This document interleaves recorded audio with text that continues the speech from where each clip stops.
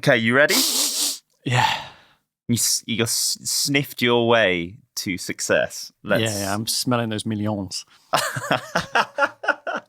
What millions? Millions of listeners or millions of pounds? Oh, both. Good stuff. Okay, right. Who's introducing this one? Did you do the last one? I think you've done both of them, so I'm perfectly happy. You do it, mate. Sorry. Yeah, go for it. Go for it now!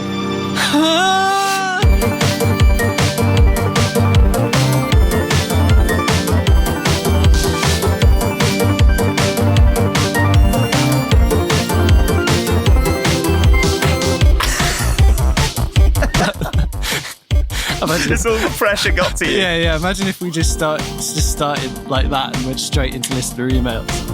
Yeah, I would be well up for like the podcast intro fading out and you just going, okay, listener emails. Hello! That's too loud. Whoa! That's really loud. I was trying to capture the same energy that you put into the beginning of our podcast. I'd be quite up for a somber opening, maybe a more downplayed hello or something like that. Yeah, I could go for that. Just put loads of sub on it so that it just farts all over the intro thing. Yeah, I'll do that. Anyway, hello and welcome to Pushing Buttons, a podcast all about video games and salty opinions. I think it's fair to say if we were Game Grumps, I'd be Grump and you'd be Not So Grump. Is that what they call each other? Yeah, Grump and Not So Grump. Oh, okay. Does that sound right? Yeah, I think so. Or if it was good cop, bad cop, I'd be good cop and you'd be miserable cop. No, I'm joking. Ouch, big ouch. No. What are we doing this week, Bella? Oh, well, we're back for episode 3, Mark. And do you know what? We've had some feedback from the listeners, which has been an absolute joy to behold. We didn't think that, 1, anyone was listening, 2, cared, or 3, would ever talk back to us. And they have. They've actually talked back to us. So we're going to cover a little bit of that listener feedback. And then we're going to move on to the meaty meat of this episode. Chew down on that meat. Sorry for any vegetarians listening. Right now, you're just sampling some of that bread of the sandwich that is this podcast. Yeah, the aperitif. You're getting through that top layer of a delicious malty sourdough, and below lies the meat of the podcast, which is, of course, the console war.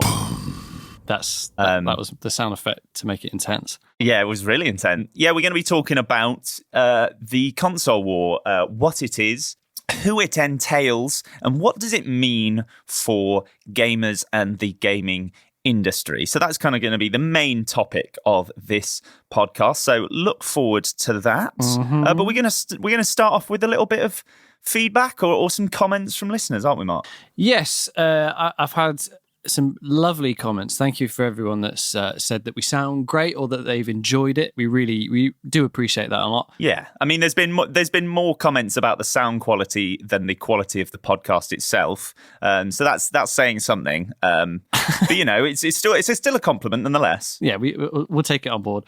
There was one thing that angered one of my friends. Ben Harrison got back to me with a correction about Oddworld, and he's written, yes, I was furious Mark was labelled the Oddworld guy, then just knew nothing about it. They're called Muddercons, you heathen. And he is right. Well, yeah, he is. I've got to put my hands up and apologise. For some reason in my head, I thought you were the Oddworld guy. It turns out you're just a mild fan of the series. I know of it, and sort of played the first one, but I wouldn't call myself the Oddworld guy. That's a bit So I'm putting out it's fake news. I'm putting out fake news about you, Mark, and I'm really sorry. I'm sorry to your friend that I'm spreading these allegations about you being a fan of Oddworld. I'm sorry, I really am. It's all right. But yeah, so from now on, we will make sure that we are more honest about our gaming knowledge.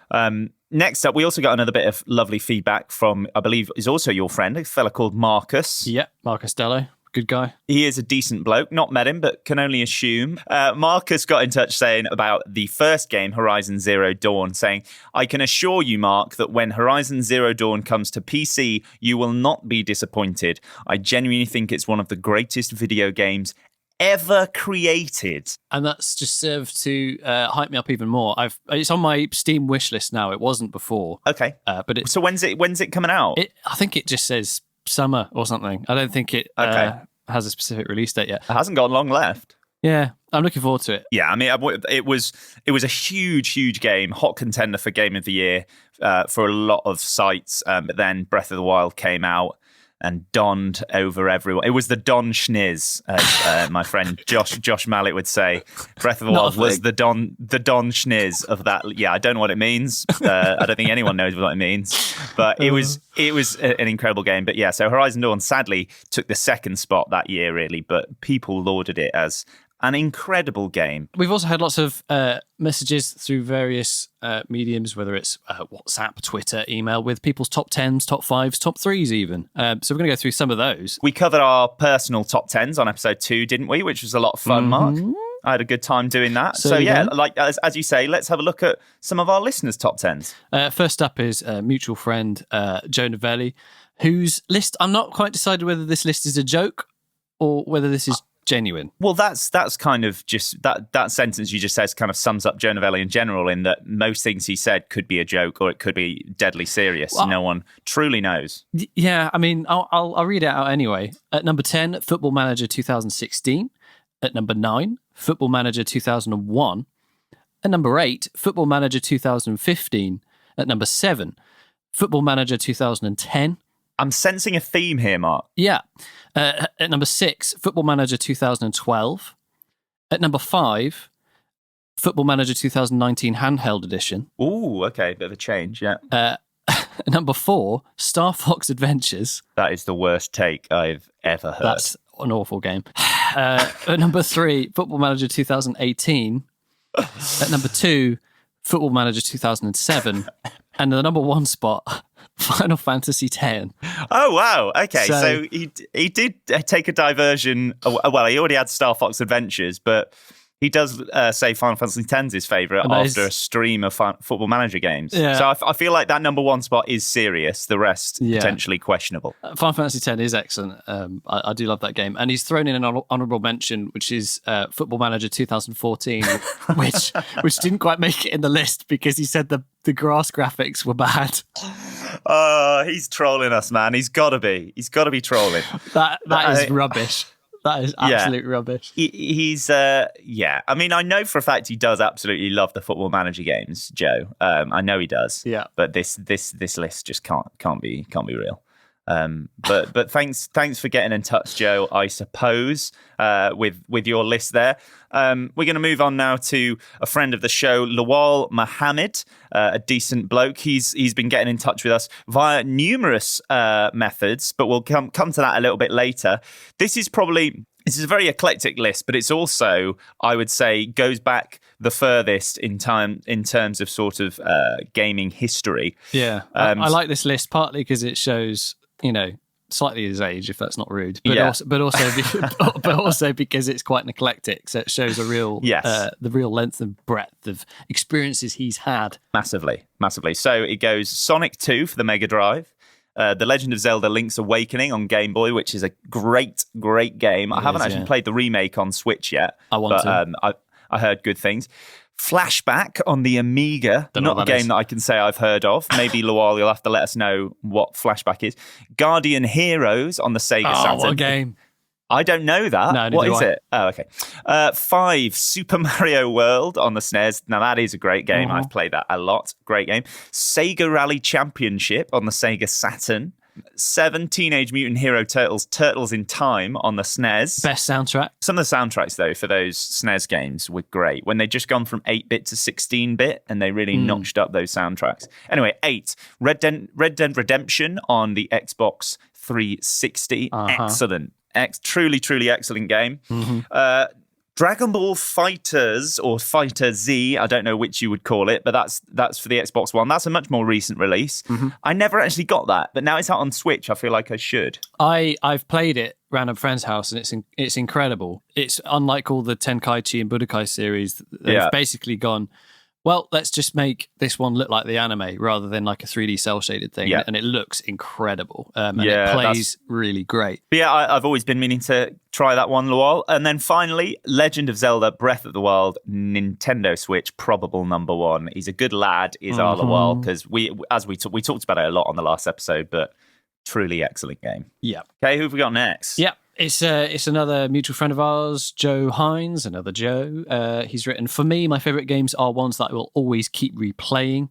You could probably guess my list based on that. And he's written Halo 2, Super Mario 64, Ori and the Blind Forest, Zelda, Ocarina of Time, The Sims 2. Oh. And there you go. Bit of a damp squib to end on there with The Sims 2. Great list. Can't really fault that. I know Joe, he's probably not going to like me outing him on this, but he loves Ori and the Blind Forest and the Ori games so much that he's named both of his cats after Ori and Naru, who is Ori's friend. Which is just real sweet, I think. And they're real cute. Ori, I love the Ori games. I was talking to Mark just before we started this ep that got quite a decent amount. I think about 20% through the second Ori game, Ori and the Will o' the Wisps. Mm-hmm. Just really, really good and just really emotional, lovely game. And that's a neat little list you got yourself there, Joe. Liked it. I'm yet to sink my teeth into that second game, but I enjoyed Ori and the Blind Forest. So yeah, get on it when you can, man. Okay, next up, Mark, we've got one of my best friends, a certain Matt Freeman. Do you want to read it out? Yeah, sure. He's written, I think hours played is a good indicator. So here's a hastily thrown together list. And we've got Pokemon Red/Blue, Zelda Breath of the Wild, Pokemon Black/White, Halo 3, Star Wars Battlefront, the good one. So he probably means the PS2 GameCube the original era. Star Wars Battlefront 2, maybe? I don't know. Yeah. GTA 5, Portal 2. Portal. Portal. Have you played Portal? It's both like funny to hear, but also slightly disgusting when it's said like that. Have you played Portal? Was good, baby. Play Portal 2. Say the bloody consonants. Left 4 Dead 2, Mario Kart Wii, which is also an incredibly underrated Mario Kart. Very good Mario Kart. Really good Mario Kart. Genuinely though, with the tilt controls. Yeah, it's just really good fun. I enjoyed that one. And Donkey Kong Game Boy. I'm guessing. I wonder if he means Game Boy Advance or I had a very old one on the original Game Boy, a Donkey Kong game, which was a very, very hard game. I like that list quite a lot. I think it's a list that kind of speaks to our generation quite a lot with the Pokemon, Zelda, Halo. Yeah. Left 4 Dead 1 and 2, brilliant games. I thoroughly enjoyed playing them online quite a lot. Really good fun. Next up, another mutual friend. It's Josh Mallet, who's got a theme going on here. I think you'll agree. He does, yeah. Not my cup of tea, this theme. No, well, we'll get into that maybe in a second. But, okay. He seems to really be into the PC sort of RTS vibes, which is, I quite like this list. But anyway, Crusader Kings 2, Master of Orion 2, and Age of Empires 3. And caveats that saying 2 is good, and I like the developing theme I had going on here, but 3 was better balanced, underrated in my opinion. I don't think I've played Age of Empires 3, so I'd have to pick that up and give it a go. I have, and it is great. It is really good, and they tried to make a more of a plot kind of thing out of it, and really lent into the story vibe a little bit, which was done okay. I think it's just Age of Empires 2 does seem to have a lot of nostalgia attached to people, that people attach to it, and that's why it's kind of, and it's been remade for every. Yeah, I do love Age of Empires too. It's good fun. It is very good. But yeah, this is a list that speaks to me slightly less, just because I'm not a massive PC gamer. But I did play the Age of Empires games when I did have a PC back at my family home. But yeah, he is a guy, Josh. He's studied history and is doing a master's in history. So I know he loves the historical stuff. So that makes sense. I don't know a lot about Master of Orion 2, though. I've got to say, I have looked into it. The problem with things like Crusader Kings and Master of Orion for me is that it requires a lot of time dedication. The skill cap in terms of learning how to play is a bit of a wall. Like you have to kind of just go in and learn it. But I mean, I'm sure I'd enjoy them if I could be bothered. Yeah, I hear you. But what I do like about this list is it's very, it's very themed, and I appreciate that. Although I'm very interested to see he hasn't put Skyrim in there, because I know for a fact he's played Skyrim since release. Yeah. And constantly. He's I can't remember how many he said, but it's in excess of 50 different playthroughs that he's done, I'm fairly sure. Yeah. Because maybe he's worried that I'm going to poo on it. Yeah, as we might have alluded to, Mark has some very, very salty takes about Skyrim. The one we will get to one day. Maybe we'll just do an episode called Controversial Gaming Opinions, and you can talk about that for a bit. Sure. Okay, next up we've got another friend of the show, the lovely Karis Jardim. She has got in touch saying with a few games, first of which Abe's Odyssey, which funnily enough we alluded to at the start. Maybe I was thinking of Karis when I was thinking of someone I know is the... No, you can't get out of this one. No, I can't. So Abe's Odyssey PS1, she says, best game of all time. I strongly disagree. Next we've got A Plague Tale. So underrated, so very good. Best recent game of last year. So I have been meaning to get into that. It's on Xbox Game Pass, and that just looks like a really heavily story-based narrative game about, I think, a mother and her child trying to avoid the plague. It looks really interesting and was topical. Yeah, very topical, genuinely. And it came out last year and not to a huge amount of fanfare, but I think everybody that played it said it was absolutely excellent in terms of a story package. I think that's something that's been in the back of my mind to take a look at and just haven't got around to. So I will do. Yeah, I think we should. Let's do it. And then next up, she says, Call of Duty, all of them, but special place in my heart for World at War on the PC. Love-hate relationship. Probably spent more hours on it than I'd like to admit. I really liked World at War. It's probably my second favourite COD of all time. The first being the first Black Ops game. These were on PS3 for me. It was really good fun and sort of put on the back burner a little bit compared to the main sort of, I guess you call them the main titles that Call of Duty were putting out. Yeah, but it is good. Yeah, I haven't owned a Call of Duty since the very first Modern Warfare, which I absolutely loved, but I think I didn't keep up with them, and I was always more of a Halo guy when it came to online shooters, and COD it was just a little bit too frantic, and you could die in less than a second, and it just wasn't really my cup of tea. But I've enjoyed dropping into Warzone and playing a little bit every now and then. Call of Duty there from Karis. Next up, we have Stefan Jardim, who I believe is the elder brother of Karis Jardim. Does he also like pork? Yes, he's fan pork. Oh gosh. He's gone for similar to his sister, Call of Duty, the very first one on PC. Why can't we speak today, man? What's happened? It's all those beers. I can feel them wafting over to I know. Flipping it. Call of Duty, the very first one on PC. Mass Effect 1 and Oblivion. Hey! You had a good chat about Oblivion on episode 2, didn't you? So I did. You can send Stefan an air high five. Or a wah. Oh, a little kiss. Sounded a little bit like Waluigi when you did it there. Wah! Oh, I wasn't expecting that. Yeah, Mass Effect 1, Oblivion, great stuff. Call of Duty. Really solid list. Great. I mean, short list, so it's not very hard, but a great list. Even though it was refined, it was a lovely little list. And finally, from Alex Schofield, or Schmo, as you've That is his name, and thank you for the correct pronunciation on that. You did well there. That's right, mate. He has put, I can't tell, is this list as in 1 is his favourite or 10 is his favourite? No, it's is it random? In no particular order. Okay. So we've got the early gen Pokemons. So I would count that as Gen 1 to 3 because I turned off to Pokemon after that. Yeah, I would as well. So what was that? So when Red, Blue, Silver, Gold, what was after that? Emerald, Pearl? No, not Pearl. It was Fire Red, something green, Leaf Green, Sapphire, Emerald, and then it was like Pearl and Diamond. Oh, okay. Pearl Jam. Yes. Anyway, early gen Pokemons, they're all the same anyway. Yeah. GoldenEye in 64. Yeah. Excellent. Great. Mario Kart Wii, boom, excellent. You can see that there's some crossover between my best friends because they are games that we all played a huge amount. So stuff like Mario Kart, and then the next one that you're about. Melee. Ike. Ice Climbers. Mr. Game and Watch. Link. Young Link.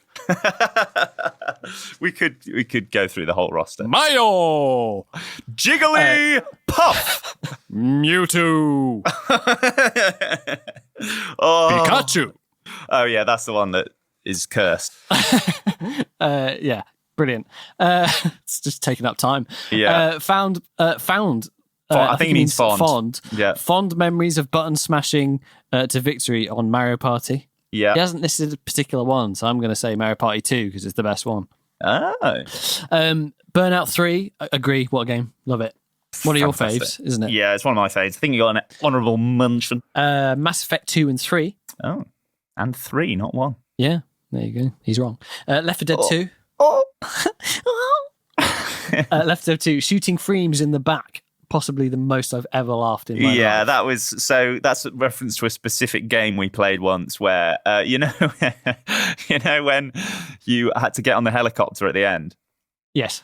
Everyone was just about to go to victory, and he shot my friend Matt in the back, so he didn't get on the helicopter. And it was very, very, very funny. And we still, it's just a small moment in a history of gaming that you cling on to.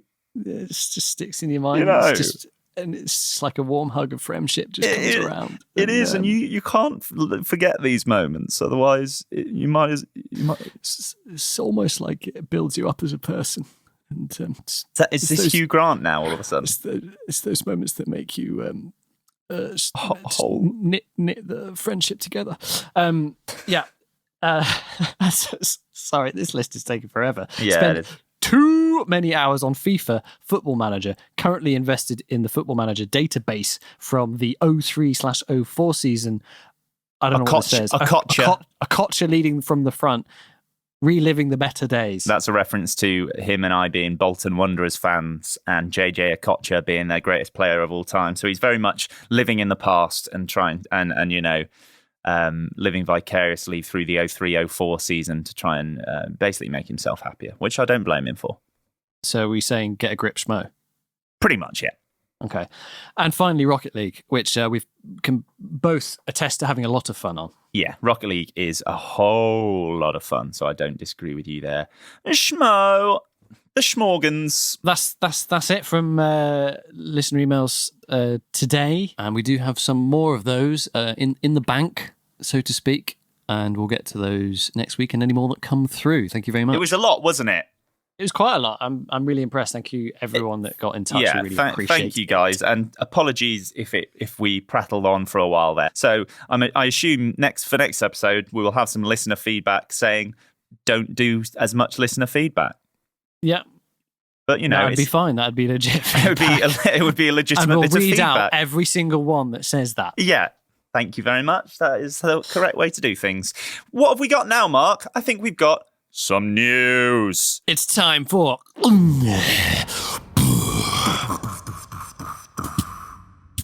news. So, first up, Mark, Rogue Legacy 2 trailer. You're excited? I am excited. I really liked the original Rogue Legacy. It was I played it on PC originally. It's just a really easy game to dip in and out of. The whole idea is that you all the levels are completely randomly generated, and you pick up gear and all this sort of thing and expand your character. But your characters are designed to die. You're going to die loads, and it's not frustrating because the way the game works, you're always going to be going in and collecting stuff and then getting better. That person dies and gets taken over by an heir of the family line. And what's great as well is there's loads of like traits and character traits and personality things that affect the gameplay, like gigantism or problems with farts, or you can't read, so everything in the game is written backwards and stupid stuff like that, which just adds to the fun. I will admit, I zoned out slightly until you said problems with farts, and then you had me again. So I should check out the first one. No, genuinely, get it on Switch. It runs really well on Switch, and it's one of those games. It's not like a big RPG where if you leave it for too long, you come back and go, "Oh God, what was I doing?" Okay.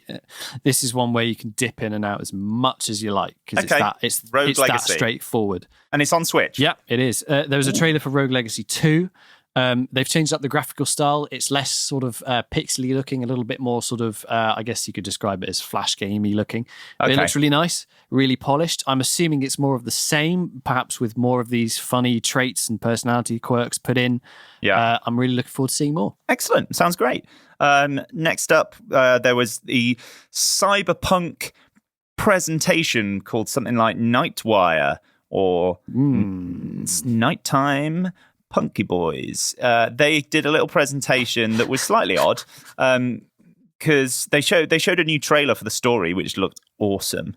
And then they spent roughly 20 minutes taking a huge deep dive into what seems to be quite a small gameplay mechanic, which involves looking at stuff through a CCTV camera. Yeah, I've forgotten what they called Dream Dance or Dream Brain?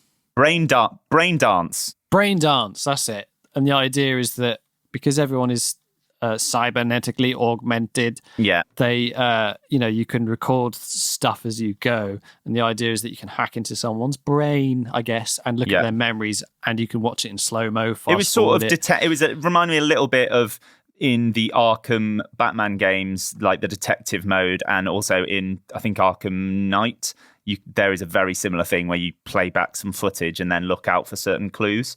So it wasn't that original an idea, but it was something they spent a lot of time looking at. Although, having said all of that, I am unbelievably excited for that game because CD Projekt Red are good boys. Yeah, I love them. Girls.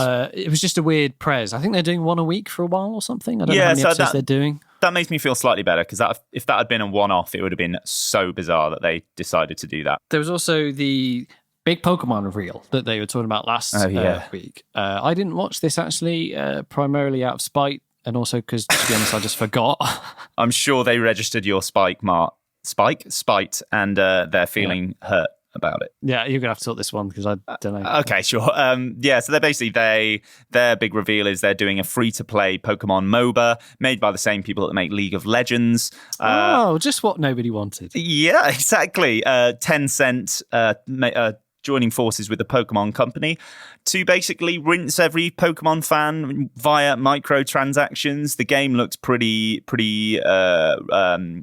terrible, and I don't think anyone should get it, but that's going to be out there. Next up was quite a big one. Jeff Keighley did a presentation on behalf of Crash Bandicoot 4. Well, hey, obviously this is one I'm very interested in and was really, wanted to know more about. Yeah. And I've got a lot of reservations. Yeah. A lot of them. The main thing for me being Crash's redesign. Yeah. It's utterly unnecessary and I don't like it. But also the fact that they perfectly recreated him in the Insane trilogy. I am slightly livid. The thing is... you go as far as saying livid? Oh, yeah, to be honest with you, because it's just, why do this? Charlie, a good friend of mine, wrote to me saying that, he took a selfie, ellipsis, and the thing about that is that might not seem like a bad thing, but what they're doing is they're taking the Crash franchise and making it their own. And you might say, well, what's wrong with that? We've moved on from the Naughty Dog days. Yeah. The problem is that this has got 4 written on it. This is not some shitty game that they made on the Wii back in the day where you ride monsters and it's awful. Yeah. This is part of the canon now.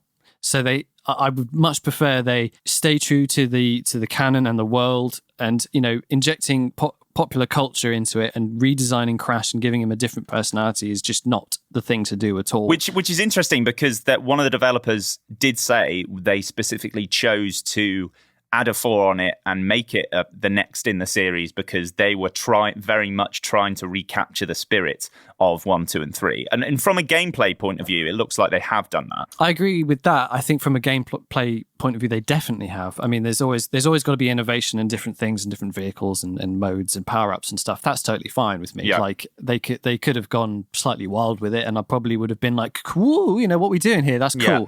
But what they've done is redesign him for their own means and imprinted another personality on him, which is just wrong. Yeah. Also, there was another minor point that my friend Charlie brought up, which was that all the mask names aren't Uka Uka and Ika Ika and Aku Aku. In the fourth Crash game that wasn't actually the fourth Crash game, Wrath of Cortex, they had other masks that were called elemental masks. So they had names like Pyro and things like that for fire. Right. So that kind of worked. But in terms of the original, what were they called in this one? Like Stuart? Well, there's Ika Ika, which is a new one, but like there's a new one called like Caramelio or something, and it's got and it's just like why are we breaking away from the format here and giving the masks like an actual name? Yeah, like there's just really small details like that. It sounds that are just making me really worried and angry. Yeah, I mean, would you be upset if I said that you're a bit of a Crash fanboy? The thing is that. I mean, last episode you even said, you don't like the games, and I'm not annoyed about that because even I'd admit they're not the best games in the world. The only reason it made it in my top 10 is probably a huge amount of nostalgia factor. The music and the animations and everything was stunning back when I, played it back in the day. So there's a huge nostalgia factor. It was my first video game. So I'm not here lauding it as the greatest game of all time. If someone came back, Mario 64 is much better, I'd be like, yeah, it's much better at certain things. I'm not here to fight Crash's corner. Like, okay, cool. I just love the games. I think they're great. I love the character. So the redesign, the weird thing going on with the naming conventions, the injection of popular culture, I'm thoroughly annoyed. And but the gameplay looks all right. So ultimately, I suppose you'll still play it, won't you? Oh, of course, yeah, definitely. But I suppose ultimately, if this stuff doesn't get in the way, and the story is fun, and the gameplay is innovative and fun, can I let all that stuff go? Yeah. But that's how I feel about Crash 4. I hear. So it's not positive, I'm afraid. Yeah, I mean, it's a tough one because they're trying to aim it at the people who love the first three games, but they're also trying to get a new audience. So I'm sure part of the redesign was thinking that they're thinking we want to make sure that newcomers to the series are going to love the way that Crash looks. But obviously, it can have a negative effect on people like you. Yeah, but I eagerly await more news, and I think it's coming out in October or something, I think. Yes, I think so. It's soon anyway. Brilliant. Yeah. Okay, well, that's sort of the news. And now we're going to move on to sort of this week's main topic. And so obviously we don't have E3 this year, and a lot of the big gaming conferences have been cancelled, sadly, due to the COVID. But nonetheless, the sort of ever-repeating cycle of the console war is still raging, and Sony have just had their conference that we did. Our first episode was reacting to that, and now the ball is in Microsoft's court with Xbox. Everybody is waiting with bated breath to see what Xbox is going to do, and that is really just, it is a sign that the console war is still very much burning. The thing is that the console war for me was very something that felt hot and heated when I was in my teens, and you were, you were amongst your friends choosing what you were going to play or going to get. Do you think it still applies to us now that we're making our way into our 30s? Do we really care? Yeah, I think for people our age, it matters less in a lot of ways, because I do agree with you that when I was 15 or 16, I wanted to make sure that all of my friends had exactly the same console so that we could all play, be it Halo 3, we could all play that game together, because that's the most important thing. However, now that crossplay is becoming such a huge thing, which obviously EA did, kind of signposted a lot in their showing what we talked about last week, that is becoming less of an issue. So really, the thing that is for me driving what console I am going to get is what games are coming out for it. And that is really those exclusive titles, that the AAA games, but the exclusive ones that the companies are making. And we saw... So PlayStation 5 it is then? Well, Mark, listen. So I don't know if you saw this, but Big Daddy Phil Spencer, the head of Xbox, he was, I can't remember who it was, what site it was, but he was being interviewed, and he said, yeah, he saw the Sony conference. He thought that they did a really great job, but he said he feels very good about the power of the console, and he feels very good about the games lineup that Microsoft. He used the terms "very good" about the lineup that Microsoft have. Now, of course, Phil's going to say this. He's out there marketing Xbox, and he wants them to sound as good as they possibly can, because it could very well be the case that he says he's very good about the games lineup, and all they've got is a new Forza and Halo, and that's it. But what I would say is that if Halo, I was listening to another games podcast, the Kind of Funny podcast, they were saying that they were kind of debating the importance of Halo Infinite as being this game that the Xbox Series X is going to launch with.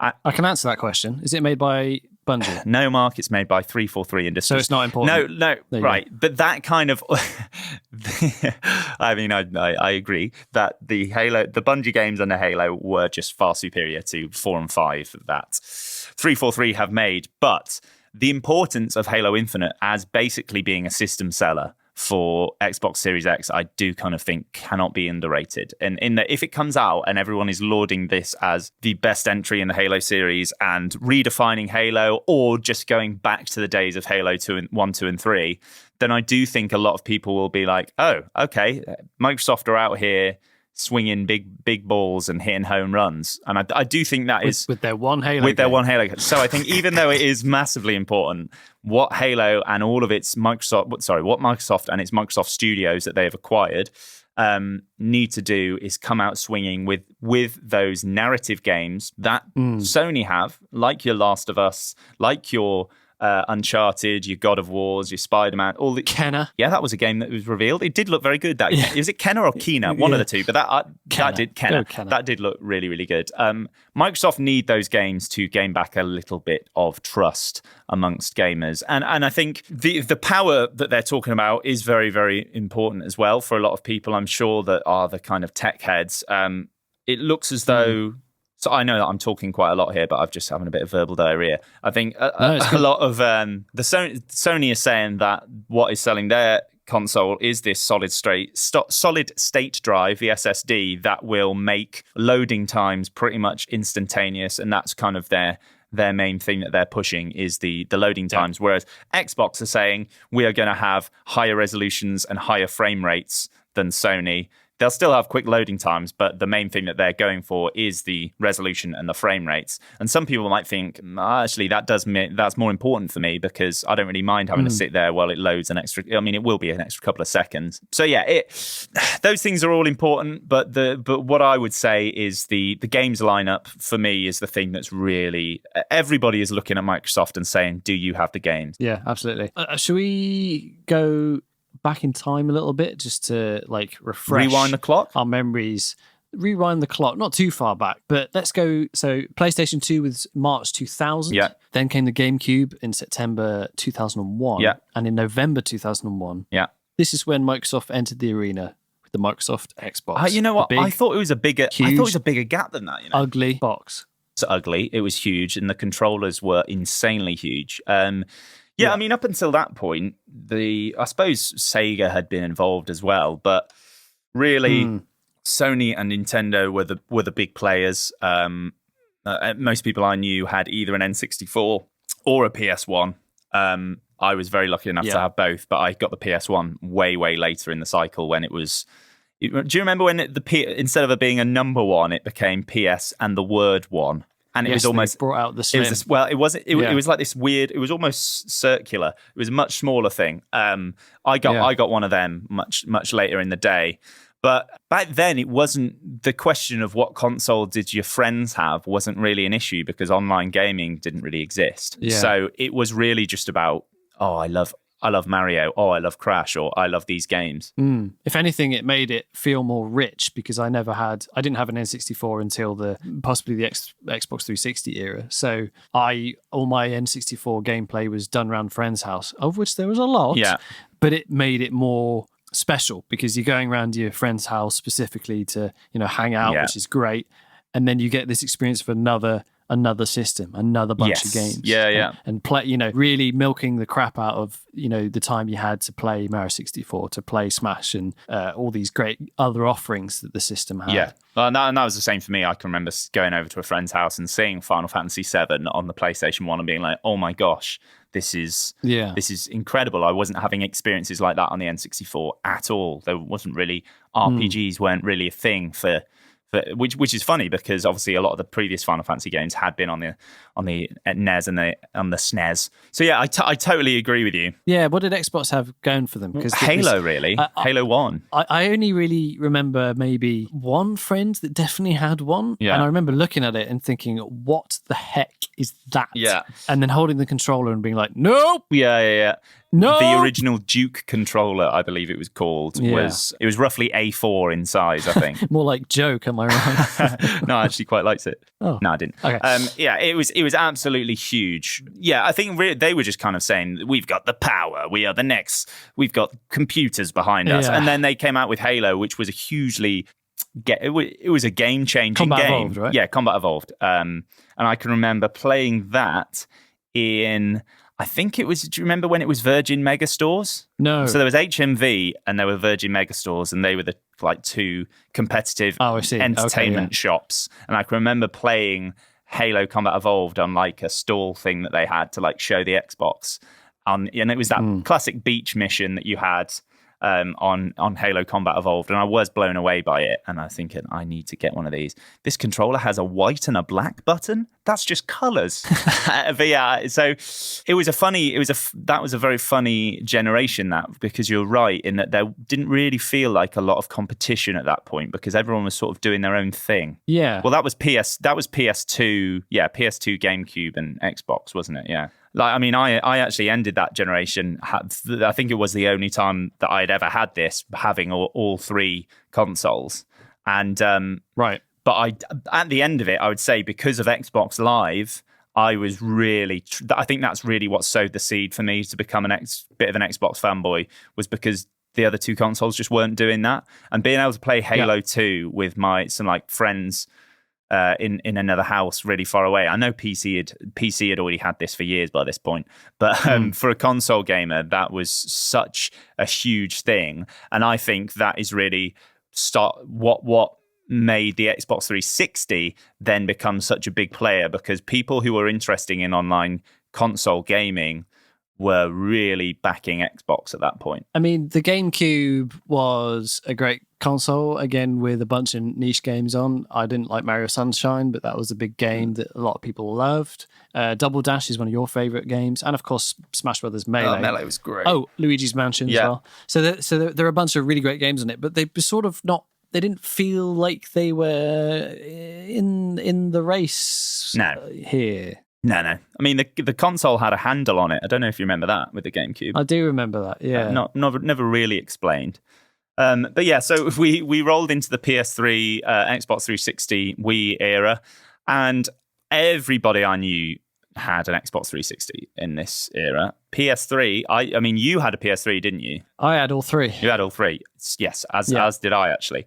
So I lied when I said the previous generation was the only time I did that. But no, I didn't have PS3, sorry. I didn't have a PS3. I just had Xbox 360 and Wii. So what made you get a PS3? So I was on PS2 and whatever. I might have had an N64 at the time. I did have a friend or a couple of friends with Xbox 360s, and this is at the time where details were still coming out, because the 360 was out like a full year. A full year before. They really had a leg up because they really got it out and quick. Also PS3 had announced an absurd price for the PS3. It was something like, I think it was nearly 600 quid.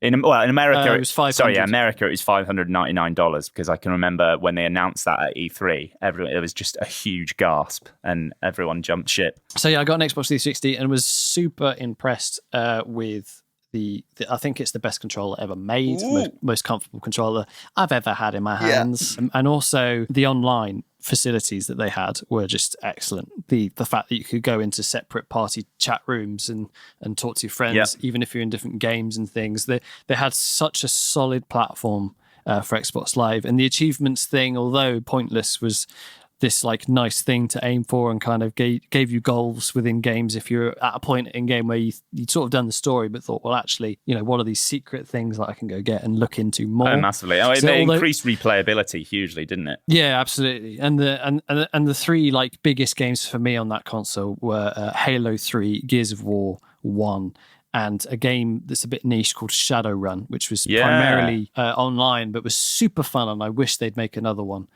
for all us Shadowrun fans out there. So I do have really, really, really fond and fun memories of playing on it. I mean, there wasn't really a huge reason why I got a PS3 on top of that, other than I'm a gamer, man, and I wanted to play it. You know? By that, I don't really remember the time frame in which I got it, but it probably would have been maybe 2 years or under 2 years that I would have got it. And this was by the time they'd got rid of the silly flap on the front with where you could put like SD cards and USBs in. They had like a whole interface on the front. Oh, right. They got rid of that, where you could lift up the top flap. Okay. I think it was like an 80 gig version or something. I said this in the previous episode, is that they're always trying to like push, some particular features or whatever. And they shot themselves in the foot definitely with the price, but they managed to get the price down, probably because of predicted sales and also just realizing, whoa, we made a mistake here. That's stupid. There was sort of nothing wrong with the console in the sense of what it was capable of. They were both perfectly capable of playing stuff. And it had a lot of one-ups. The online was free. You didn't get all the separate chat rooms and stuff. You had to be in the same game and all that sort of thing. But the online works, as well as Xbox Live in terms of physically playing online with people. Exclusives, there was a good exclusives war going on at the time, a healthy one. On either side, this was a good year, a few years for gaming and for Xbox. So that was really good to get hold of different games that both systems had at the time. As you said before, Bungie was still making Halo games, and every Halo game was just excellent. They had three ODST and Reach, and I really like all three of those games. So and the Blu-ray player and stuff. If you got this, you were getting one of the first Blu-ray players, which was a huge thing on the PS3. Time. My experiences of physically playing on both are excellent. If you want to get into how they look, I thought they were both kind of ugly. I thought the PS3 was a bit better looking, but it was also massive. It was a chunky, curvy boy, wasn't it? Yeah, I mean, they both. It wasn't a great looking generation in that regards. The Wii was probably the best looking one, and also the Xbox 360 had the most gigantic power brick known to man, which was just a hideous piece of design. Forgot about that, Their Wi-Fi adapter didn't work, which was another thing. It was terrible. So actually connecting the Xbox 360 online seemed to work fine. Awful experience. Mine seemed to work okay. I seem to remember, but I did have the Red Ring of Death a couple of times. So here's where the saltiness begins. As far as I'm concerned, Xbox owe me either a new console or 250 quid. Because I'll put it this way. I have PlayStation 1s and PlayStation 2s and my PlayStation 3s that are still working. My Xbox lasted less than 2 years before it went absolutely pop and kabang to the Red Ring of Death, which is unacceptable.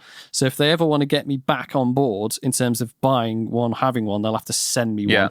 Wow. Yeah, okay, he's laid his cards on the table. Microsoft, if you're listening, which I assume you are, you owe Mark Liddell one console or 250 of the Queen's pounds. Thank you. Yeah, or the inflated equivalent. Yeah. So really happy memories and of the war itself and playing games on it, but just salty that it broke and how expensive it was, and the PS3 is still going. And late in the PS3's generation had some absolutely incredible exclusive games, all the Uncharted series, The Last of Us, these kind of games, and that momentum helped it, I think, go through into the PS4 era, which of course it is totally dominated, really. But before we go to the domination of Sony in this era, who do you think won the Xbox 360 PS3 war? We'll leave Wii out of it. They were up in the fairies playing Wii Fit. So. Sold a whole load of Wiis though, didn't they?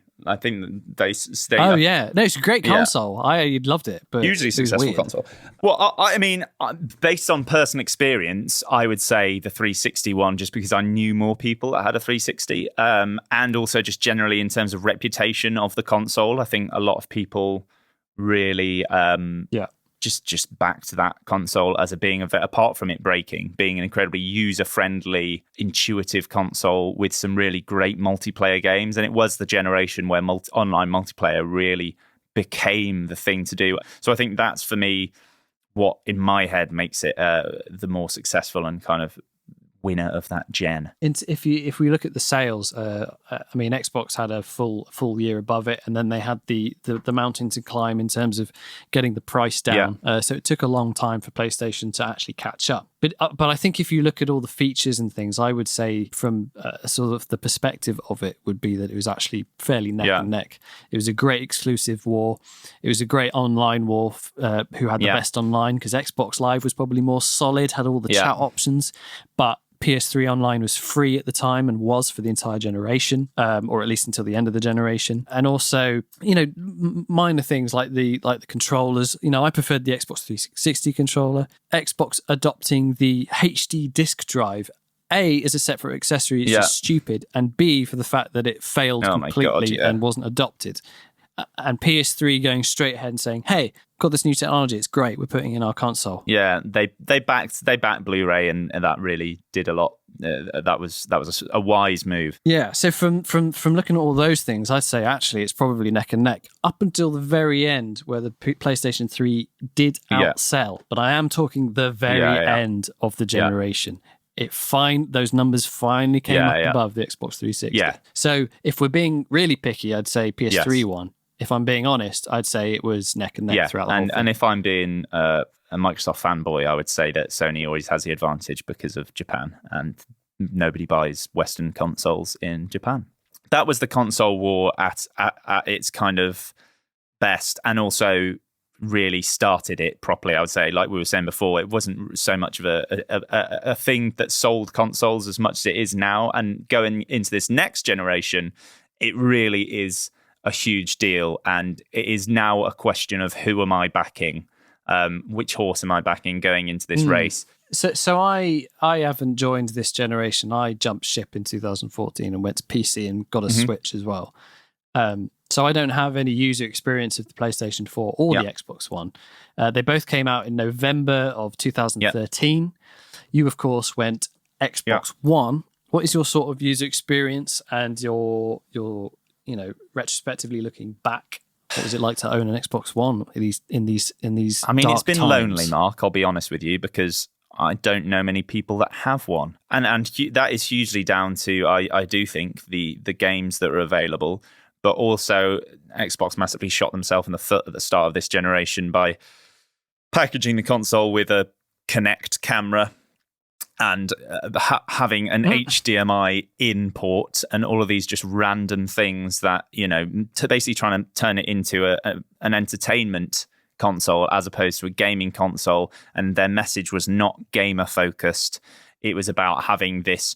I can't remember the kind of terminology that they were using in the marketing, but it was like, this is going to be the only thing you need to have in your house. It is going to be every piece of entertainment you're going to consume is going to be around this Xbox. You can get rid of your Freeview boxes and all of this kind of stuff. And as a gamer, I think a lot of people just were put off by that. But for me, as someone who had backed the Xbox 360, I really had just become obsessed with games like Halo and Gears of War and stuff like that. And I just wanted to see them through and carry that on. Sadly, Bungie left Microsoft and the games took a bit of a downhill turn after that. But I really, really like the Xbox One as a console. I think it is great. It works brilliantly. Everything, the functionality. Now, since they brought in Xbox Game Pass, I genuinely think it is a better console than the PS4, but it just doesn't have enough games that makes me think that it has been a big player in this generation. So you don't think the UI is an absolute drunken mess?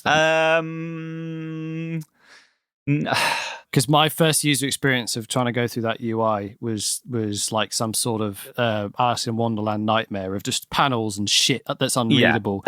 And like just going through, where's my disk drive? Where's my game library? Oh, what's this? This is a news thing. What are we on now? What? It was just horrid. Absolutely horrid. It hasn't been great. I agree with you. And I do think that all I want is essentially a desktop. When I turn on a console, I just want to see the games I have instantly and just be able to go, there's the games. Oh, there's an app.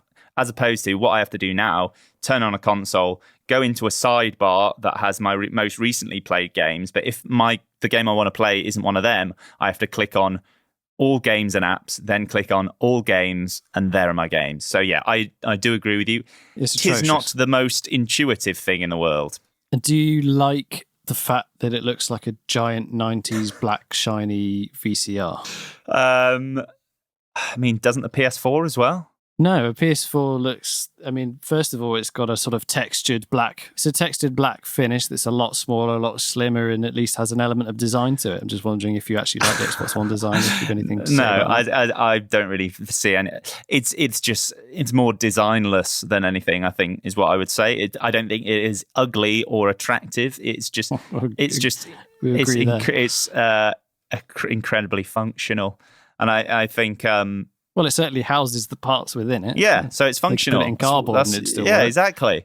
No, it's all right, isn't it? It looks fine. It's fine. I've got the day one original Xbox One. I think the slimmer ones and the is it Xbox One X? I think it does look a little bit better. I never got that, but that one does look a little bit better. How about the controller versus the Xbox 360 controller? For me, it's not a world apart. It's a little bit chunkier and the triggers feel a little bit different. Yeah, I don't think the what do they call them? Left button, right button, and the triggers feel as nice as the Xbox 360. I also don't think it's as comfortable, but that's subjective anyway. Yeah, but, I mean, I would still take it in a heartbeat over the DualShock, the most recent DualShock for the PS4. I didn't like it either. Yeah. So yeah, I like it. I have enjoyed having it as my console, and I think because of Xbox Game Pass and being able to just look at this library of games that I can install and not have to it is making me play games that I would not have played otherwise. And I think it's just such a brilliant thing and will be a great tool going into the next generation as a selling point, I think, especially with all of this backwards compatibility and this, what's it called? Smart delivery that they're saying for the Xbox Series. I just think they are putting some groundwork in for being an incredibly gamer-focused, user-friendly, bang-for-your-buck system. It's just about the games. And if they can come out with a slightly better launch lineup than the PS5, I think it's going to be incredibly interesting. So that's kind of the current state of affairs and kind of what's led up to this point. We had a really good email in from a listener. We've already mentioned him, Lawal. He emailed in with a really, really great email, basically asking us what we think Xbox need to do. He put it really well. What would it take for Xbox to bring the herd home? And he actually compared the release of the Xbox Series X to Nintendo with how they dealt with the release of the Switch, and how the general consensus being kind of negative and a bit lukewarm towards launch, and then they come out with a game like Zelda, and everyone is all of a sudden hugely in support of the Switch because they absolutely smashed it with that first release. And I'll just read this little bit section out of his email. He said, "In my opinion, Master Chief flanked by any other high-quality first-party title, e.g. The Medium, Hellblade 2, Microsoft Flight Simulator, and some other unannounced surprises, will all be on Game Pass, coupled with the strength of their services, so streaming, upgraded backwards compatibility, provides a compelling package that can't be ignored." And I think I would massively echo that in that I think, like I've been saying, I think all of the services and the way that they've put this package together for gamers, I think is excellent, and so far is ahead of what PlayStation are doing with backwards compatibility and stuff like that. So if Xbox do come out with Halo Infinite and it's a 8.5, 9 out of 10 or higher, I mean, if it's a 9.5, 10 out of 10 game, that coupled with a few other, maybe like a reboot of a franchise, whether that is something like Perfect Dark or Fable or something like that. I mean, if they came out with a Fable game with Halo and Forza, things like that, I think that is now looking like an incredibly eye-watering lineup. And I would say that Xbox have a really good chance of like taking the something away from Sony, the advantage away, I suppose. Sure. I mean, that's quite a specific appeal, and I would argue that PlayStation would still have the, on top with Last of Us and God of War and all these other, previous titles. But I mean, we don't know if they're definitely coming. Pull out of their back pocket at any time is the only problem. Oh, I see. As in sequels. Like anything. Yeah. They've got so many potential places in which they can draw from. Hugely. And I think that's why PlayStation are probably still the hottest contender. But I think what Microsoft need to do in their July conference is get people excited about new IPs, but also rebooting franchises that people will get excited for and unexpected things. I think that's just what they have to do. Yes. One thing we definitely agree on is the services they offer. They've always smashed it out the park with Xbox Live and some of the services, but I think they've been very, very, very slow to really bring everything up to date. And get it to the situation that we're heading towards now with the Project X Cloud Beta remote streaming service, but also with the Gold Pass, which is actually very, very, very compelling and good value for money. Mm-hmm. And the fact that you can have it on your PC as well, on Microsoft Windows 10, and have games that are downloadable on PC and play them there as well, that's super compelling. That's just really good. It's a really good service and it works really well. And it makes PlayStation's PS Plus. PSN members. PS Plus. It makes PS Plus look like a bit of an afterthought, a bit of a, if people are paying for this, we'll chuck them some free games rather than a plethora of potential services. Yeah, hugely. I don't know when their conference is in July. We just know at some point in July. But I think everyone we know the power. We've heard enough about the power. We've heard about the features, the Xbox, the backwards compatibility, all of these things. All they need to do is come out with a solid hour, 45 minutes, an hour of game after game that is going to excite people. And that's genuinely all they need. And I think that would be enough. And if Phil Spencer is saying he feels, quote, very good about the game's lineup, that could either mean he's talking about niche games that actually no one will care about, or they've got their head screwed on and actually they're going to deliver some exclusive games that are going to make people very excited. Final point, just going back to the looks of the console. What do you think of the essentially what is a PC tower that they've built with a disk drive? Yeah. Still got a disk drive. I think in a lot of ways the PC look it must be sort of intentional. Like I feel as though they wouldn't have done a standing, like basically a desktop tower kind of thing unless they intentionally wanted to give that impression. I think it's a statement about power. They're basically saying it looks like a PC because it's going to be as powerful as a high-end PC. And also, I think they do. Right. I think they do want to stress the connectivity between Xboxes and PCs, and how Microsoft do really see both their PC and Xbox world as being this singular community now, in that games can cross over between the two. I think a lot of that probably was intentional. However, I don't think it's the most attractive looking thing in the world. It's a block. I mean, I can feel confident that it's going to have a flipping good fan, because if you look at it like top down, it's just one huge fan. So it's going to stay cool and hopefully not too noisy. The Xbox is a blob and a block and is going to pain in the ass to put under the TV, but it's not ugly and it's not good looking. No. The PS5, a little bit more interesting, and I like that they took a definite route with it. Yeah, it's a choice, isn't it? Again, I don't find it ugly or amazing looking. I almost respect them for going for something as opposed to Xbox, which is a little bit more restrained. But I suppose in the shape, it's definitely a diversion to what they normally do. So I think we can both agree that it's exciting. I'm very excited to see what Microsoft are going to do in their July conference. Genuinely, I want them to succeed, but at the same time, I'm probably at this stage pretty on the fence about which I would get. So it's really, I suppose they've got nothing to lose, in that they should just totally go for it and come out swinging, but we will see. We got a bit deep and serious into this one, didn't we? We did, yeah. Not as many laughs today, but it was, I think, some good solid chat. And maybe we should could throw some laughter track in at random points. I reckon do that, and do some of the ooh, that kind of stuff. Yeah, it'll fool people into thinking it was really entertaining. Yeah, definitely do that, and just put some house music underneath the whole thing as well. Just like slightly loud enough that people forget it's there sometimes. But yeah, also it might be because, like I said earlier on, I had a few too many pints the other night, so I'm a little bit tired. So apologies for that. But yeah, we can talk about Nintendo more another time maybe, but we'll keep an eye on them. They've got to do a conference at some point. Will they release a sort of Nintendo Switch Pro? Will they finally talk about the next the Metroid Prime 4? Will they talk about Breath of the Wild 2? That is all exciting. Do they have anything else? Do they have anything else, or just a Pokemon MOBA? We will see. So that's been episode 3. We would love for you guys to get in touch again with some comments, feedback. What do you think of the console war? Who do you side with? What did you own in this generation? Were you PS4? Were you Xbox One? Did you have a Switch? Are you a PC gamer? We'd love to know where you stand on all of this, and also what your gut feeling is going into the next generation. Smash that. That email is...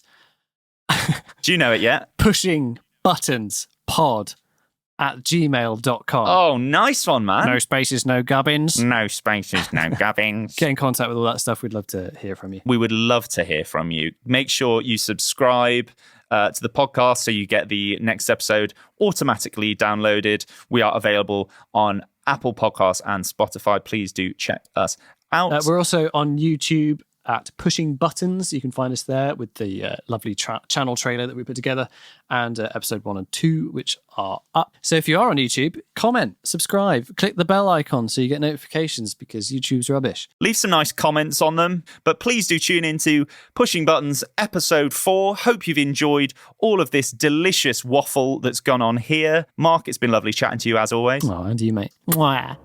Oh, that's... Mwah. And I'll talk to you next week. Thanks for listening, everybody. Lots of love. I'm off to play. Bye. Bye. You're disgusting.